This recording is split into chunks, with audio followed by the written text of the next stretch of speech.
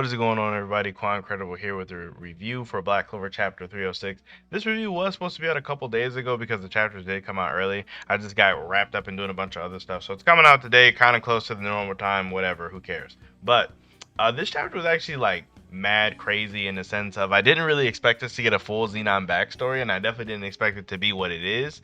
But it definitely did kind of go somewhat as expected, in a sense of does essentially defeat Zenon, I guess, in this round two, I guess, and then Zenon is going to get a power up. So it does go the same in that route, but there's just some middle stuff. So the one crazy thing is that the attack that is doing with his Spirit of Euros with the bow and arrow, the fact that like Zenon couldn't react to it because he does say like what speed. It was just too fast, too powerful. He couldn't defend against it in like any capacity. Was kind of dope to see. It kind of makes it difficult to say how strong the attack is because we don't really know. Because like it sucks because Zenon's really only opponent that we've ever got to see him fight is So like there's not really a lot of outside stuff to base how strong he is or how much defense he has. So it would be tough to say if the Spirit Arrow or Spirit of Euros Arrow is stronger or weaker than Death Thrust. It's kind of tough to say.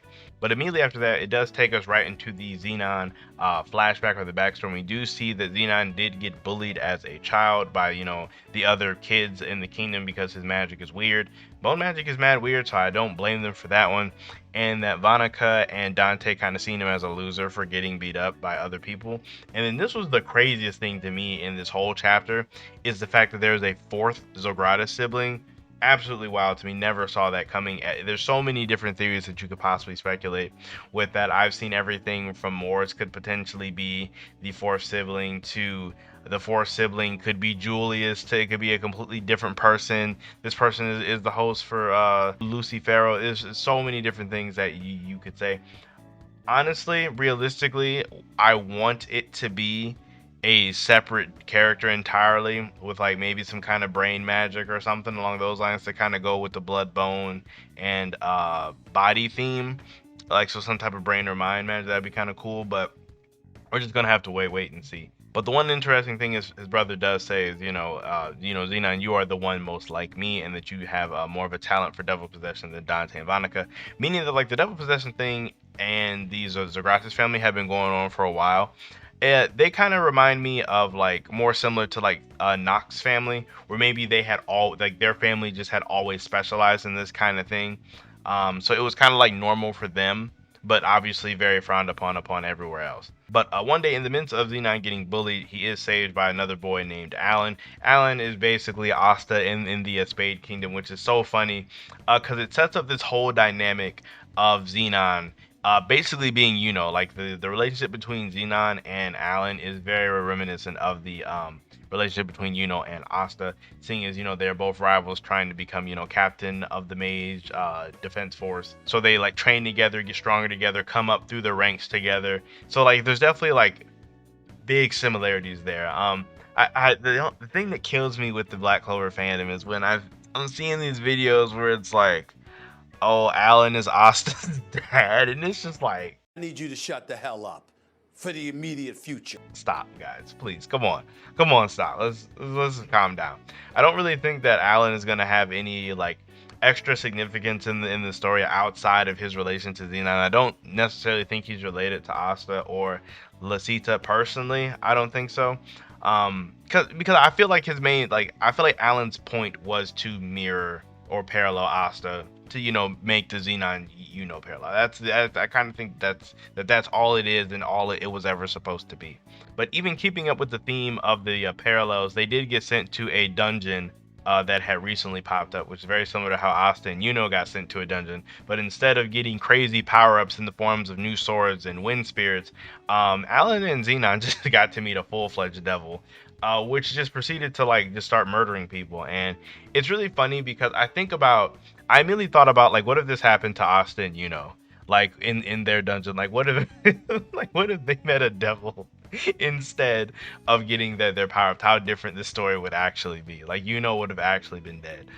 Because I don't know if you guys even I don't know how many people know this, but Tabata did actually say he had planned for to die in the beginning of Black Clover. So I wonder, like, could this have been how he wanted Yuno to die? Maybe like Asta like killed Yuno in the process of defeating a devil like this early. It would have been a very interesting take, but we're getting a little bit off topic here. So obviously they are no match for the devil at all. Zenon says the only way he can beat it is if he hits it with his most powerful attack, but there's not an opening to do it. So when Alan jumps in for his pointless attack, he does straight up shoot like clean through Alan to defeat the devil, which is crazy for a lot of reasons because he just murdered his friend. I mean, it was for the greater good to save the whole town and to stop the losses for the kingdom.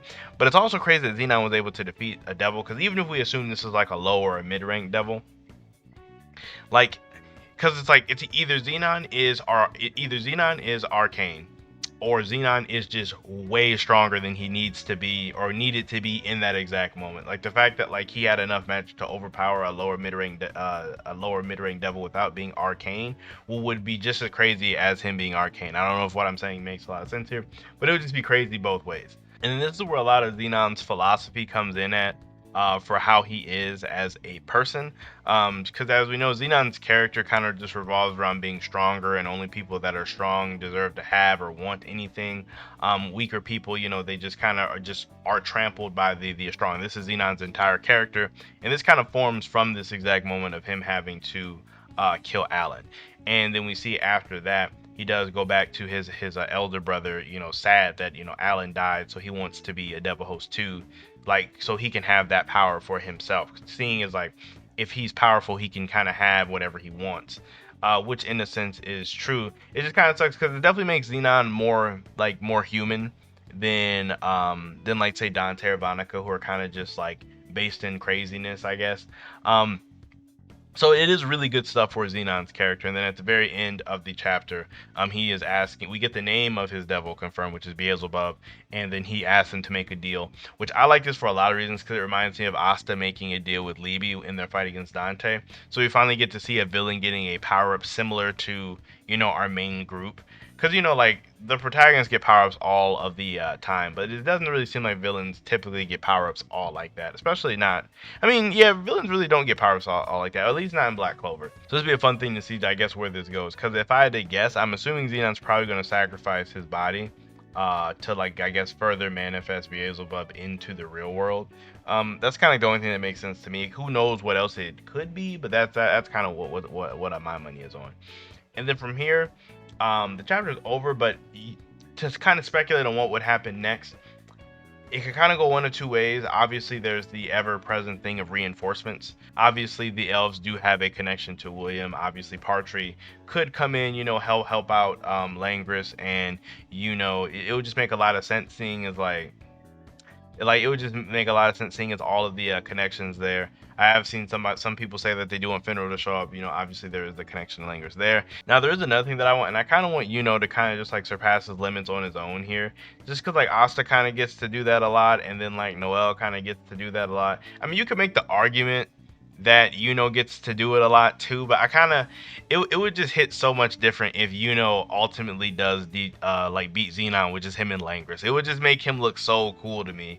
Because that would mean he would be the only person that they would like handle his own business just on his own, like, and I feel like it would just be a really cool moment for Now I will say, in terms of like the Dark Triad, this backstory does help flesh them out a lot more. Definitely with the whole thing with the fourth sibling, there's a lot of different things that could really be. I really hope that the sibling is still alive and not dead or something. I really hope we get to see them in the story. I would like to know what you guys think about him, who you guys think it could be. Do you guys think it's a new character? Do you guys think it's Morris? Think it's somebody else? Like, I'm just really curious to know who you guys think that this fourth sibling could be. Aside from that, I don't have anything else for you guys. I honestly thought this chapter was really good. This chapter was like an 8. It was like an 8.5, maybe 8. Yeah, maybe just a plain old 8. Just because it was like Zenon's backstory was something that I just really wasn't expecting at all, and it got me really hyped for next chapter. So make sure you guys leave a like as well as subscribe to the channel for more content. Let me know how you guys are feeling about everything down below, and enjoy the rest of your guys' day, and I'll see you all in my next video.